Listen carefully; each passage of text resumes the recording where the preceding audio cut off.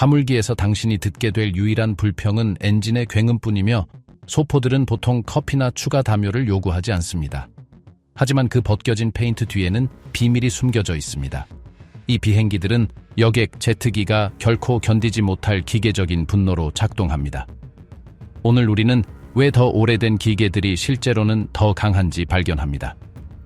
화물기만이 감히 넘나드는 절대적인 물리적 한계를 공개하는 영상의 끝까지 머물러 주세요. 두 세계, 같은 기계, 상반된 철학. 이미지가 명확해지도록 구체적인 예를 들어보겠습니다. 보잉 757. 여객기 버전에서 이 기계는 수십 년 동안 지중해 연안으로 관광객을 실어 나르거나 유럽 도시 사이에서 경영진을 수송했던 날씬한 협동체 비행기입니다. 화물기 버전에서 이것은 UPS, 페덱스 또는 DHL이 바다 너머로 소포를 보내기 위해 사용하는 지치지 않는 작업마입니다. 금속 구조, 날개, 엔진, 착륙 장치, 모든 것이 거의 동일합니다.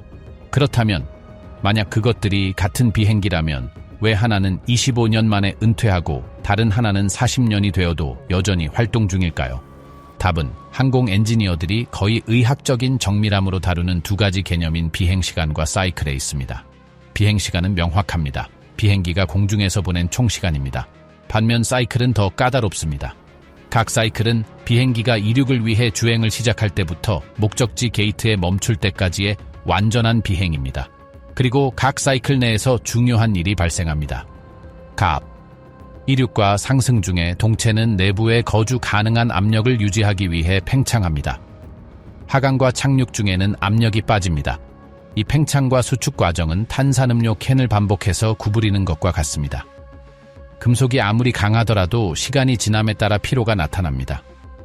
보잉 737이나 에어버스 320과 같은 단거리 및 중거리 상업용 비행기는 하루에 4번, 5번 또는 심지어 6번 비행할 수 있습니다.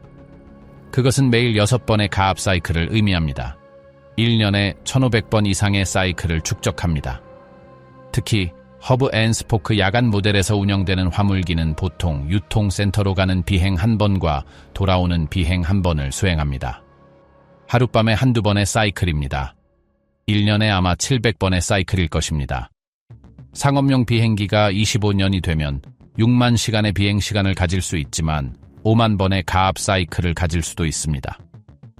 반면 40년 된 화물기는 8만 시간의 비행시간을 가질 수 있지만 사이클은 2만 5천 번에 불과할 수 있습니다. 아무도 보지 못하는 곳에 균열을 일으키는 침묵의 적인 동체 피로는 화물기에서 훨씬 적습니다. 그들의 삶이 같지 않기 때문에 같은 방식으로 늙지 않습니다. 연대기적 시간만이 중요한 유일한 시계는 아닙니다. 사이클의 시계야말로 비행기의 영혼을 실제로 마모시키는 것입니다. 지버노의 비밀, 구조적 저항은 동일하다. 또 다른 널리 퍼진 신화는 화물기가 공장에서 나올 때 마치 극한의 힘에 더 잘 견디게 하는 숨겨진 프레임이 있는 것처럼 보강되어 나온다는 것입니다.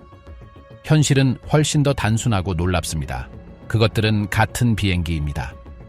보잉 767이 워싱턴주 에버렛의 조립 라인에서 나올 때 그 구조는 승객 수송용으로 끝날지 화물용으로 끝날지와 관계없이 특정 최대 힘을 견디도록 설계되었습니다. 우리는 유명한 지번호에 대해 이야기하고 있습니다. 모든 상업용 비행기는 깨끗한 구성에서 2.5g 무게의 2.5배의 한계 하중 계수를 견디도록 인증되었으며 그 한계의 1.5배, 즉 3.75g의 최종 하중 계수를 견디도록 인증되었습니다.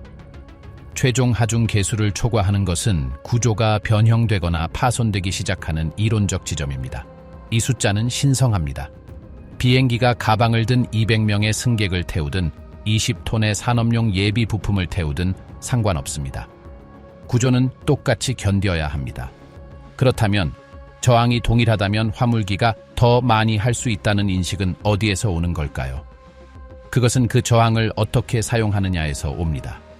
여객기는 구조뿐만 아니라 내부에 타고 있는 인간의 안락함과 안전에 의해 제한됩니다.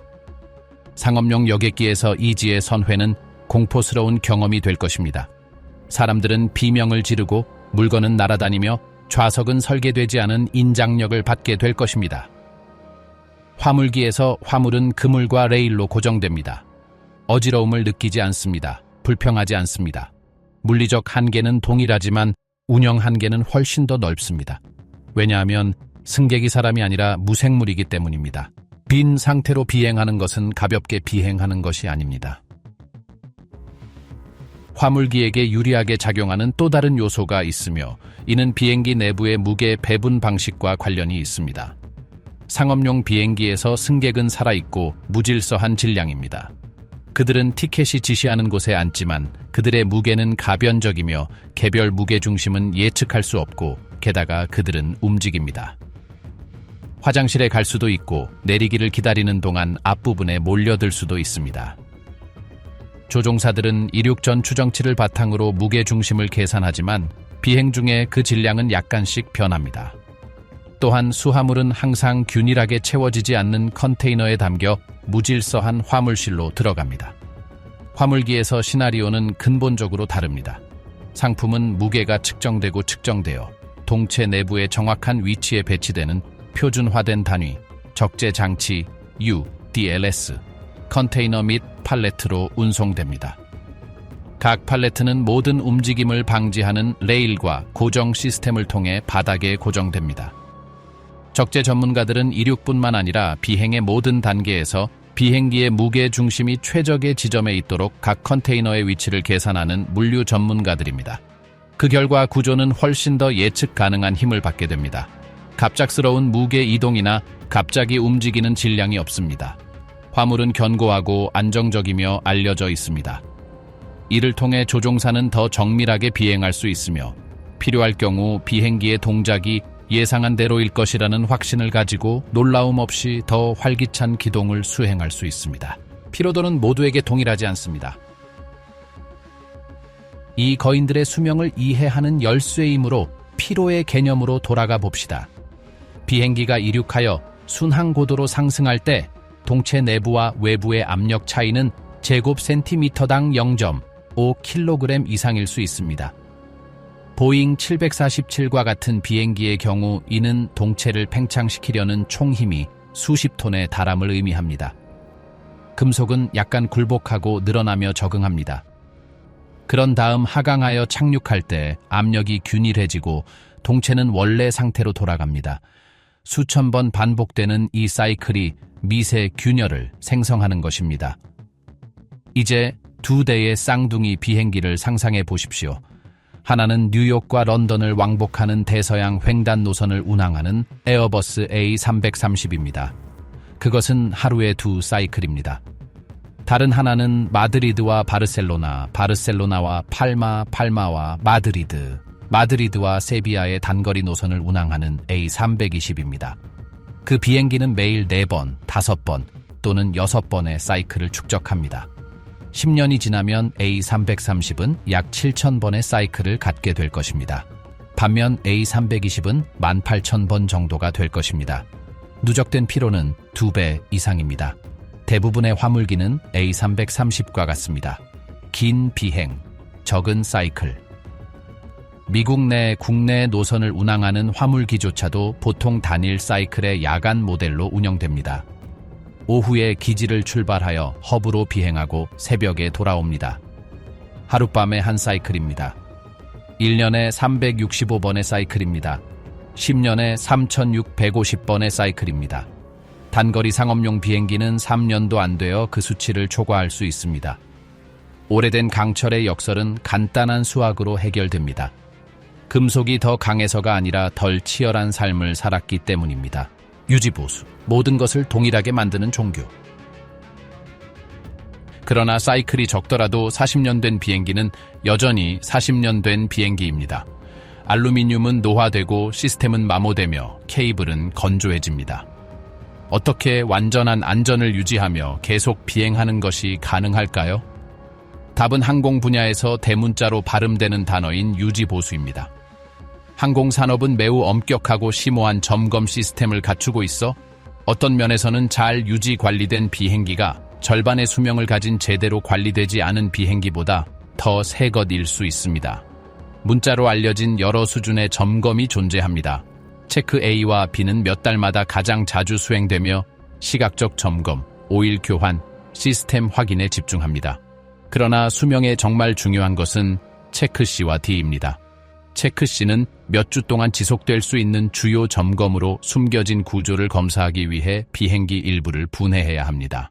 그리고 대규모 유지보수 점검 또는 오버홀로도 알려진 체크 D가 있습니다. 체크 D에서는 비행기가 거의 완전히 분해됩니다. 좌석, 내부 패널, 주방 시스템, 화장실이 제거됩니다. 동체는 커다란 금속 파이프처럼 남을 때까지 비워집니다. 그런 다음 검사팀은 돋보기, 침투액, 엑스레이 및 초음파를 사용하여 모든 제곱 센티미터를 훑으며 피로나 부식의 징후를 찾습니다. 날개는 종보를 검사하기 위해 부분적으로 분해됩니다.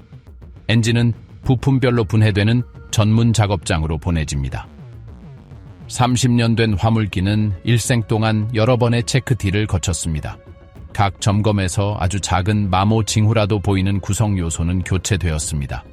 더 이상 사용되지 않는 승객용 도어와 같이 더 많은 사이클이 누적된 동체 부분은 강박적인 열정으로 검사되었습니다. 결과적으로 비행기가 수십 년이 되었더라도 구조적 무결성은 훨씬 젊은 비행기와 비슷합니다. 유지보수는 시간과 사용이 만든 차이를 평준화하는 이퀄라이저 역할을 합니다. 이것은 마법이 아니라 안전에 투자된 돈입니다. 그리고 비행기가 멈추는 것이 곧 수입이 없는 것을 의미하는 화물 세계에서 유지보수에 대한 투자는 절대적인 우선순위입니다. 체크 D의 종교는 그 금속 거인들이 밤에도 계속 포효하며 달력의 논리에 도전할 수 있게 해주는 것입니다. 경제적 압박, 비행기가 멈출 수 없을 때.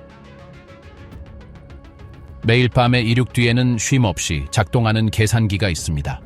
보잉 777과 같은 장거리 상업용 여객기는 대륙 횡단 노선에서 하루에 12시간에서 14시간 동안 비행할 수 있습니다.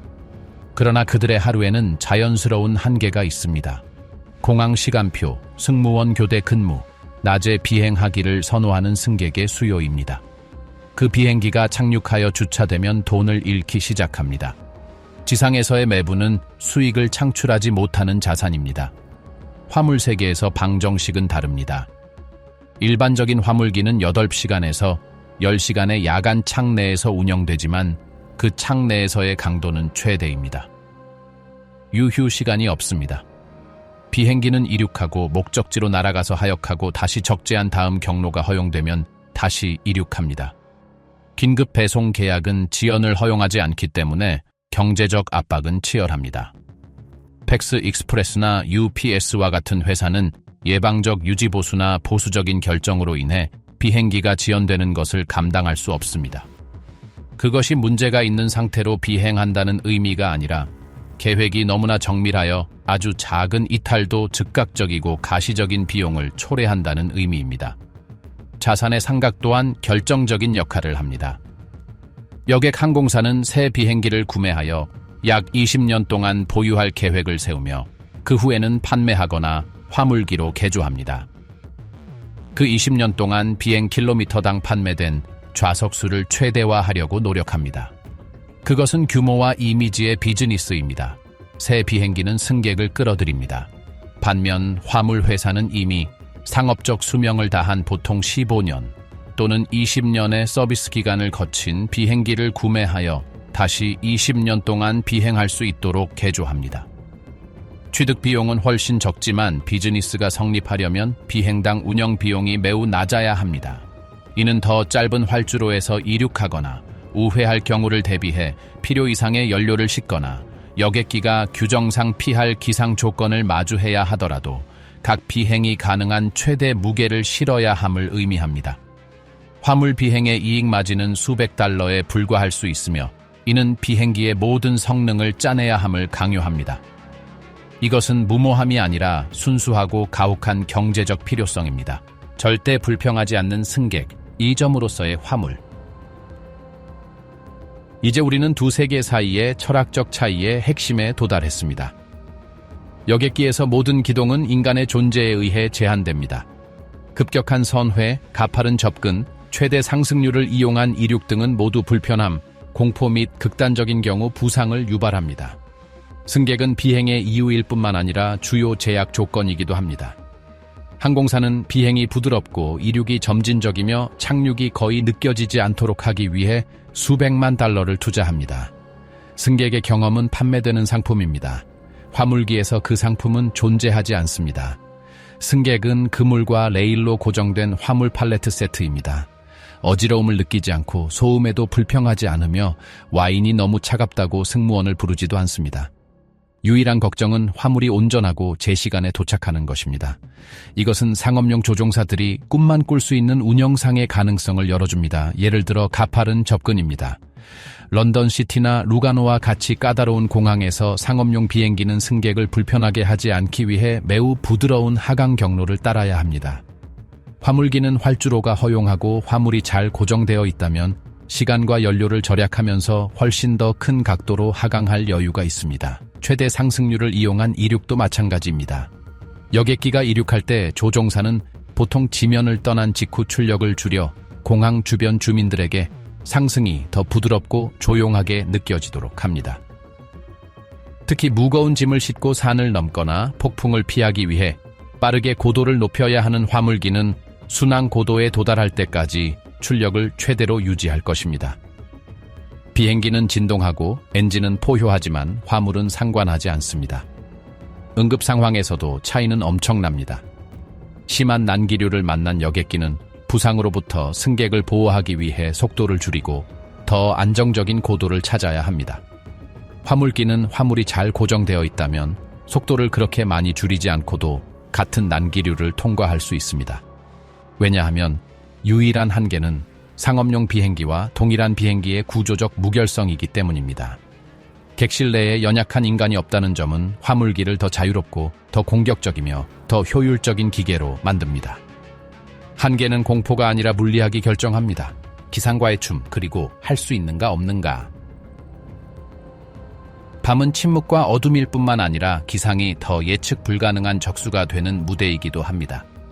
화물기는 그 본성상 여객 항공사라면 운영을 중단할 조건에 직면합니다. 예고 없이 나타나는 국지적 폭풍, 한계에 근접한 측풍, 가시성을 거의 제로로 만드는 안개층 등입니다. 상업용 비행의 경우 이러한 조건은 우회 또는 취소의 이유가 됩니다. 화물기에게 그것은 업무의 일부입니다. 왜 이런 차이가 있을까요?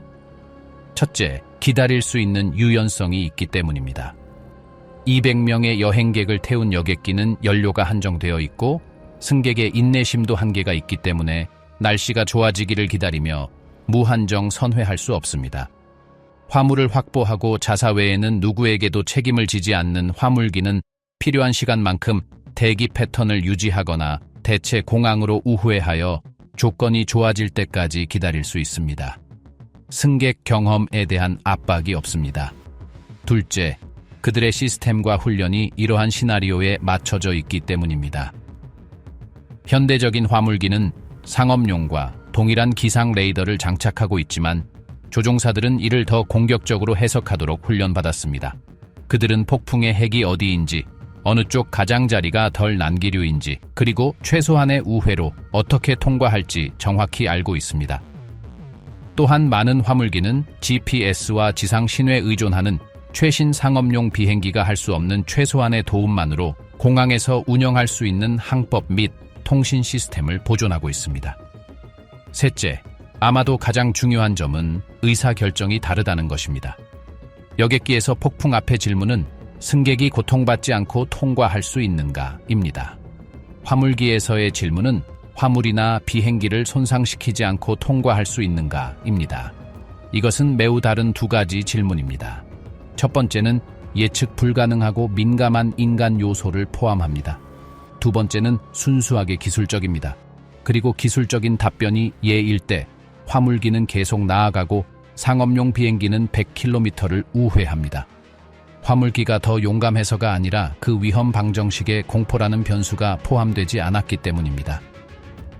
다음에 새벽에 비행기 소리를 듣게 된다면 그 비행기가 무엇을 싣고 있는지 생각해 보십시오. 아마도 당신 건물 엘리베이터를 작동시킬 예비 부품이거나 인터넷으로 주문한 책이거나 누군가 내일 필요로 하는 의료치료제일 것입니다. 그 소음은 방해가 아니라 풀가동 중인 세계 경제의 고동입니다.